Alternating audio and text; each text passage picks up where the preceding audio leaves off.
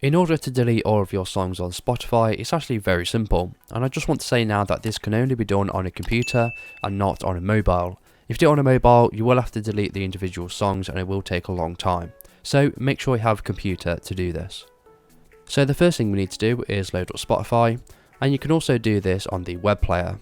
So once you've done that, you want to go ahead and click on liked songs, and this is going to give you a very long list of all of your songs in your Spotify library. Now what we need to do is go ahead and select all of these songs, and to do this you want to select any one of them, and then you want to go ahead and click on Control or Command and A, and all of your songs will be highlighted in grey, meaning they have all been selected.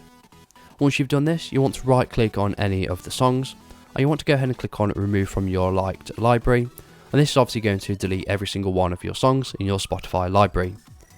Now this will also delete the songs from your playlists, so it's recommended that you delete your playlist as well if you want a fresh start.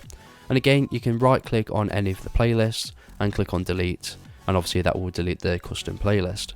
And that is all you need to do to delete all of your songs and playlists in your Spotify library. So if this video was helpful, please leave a like and pass on to someone who may find it helpful as well. Thank you for watching and have a good day.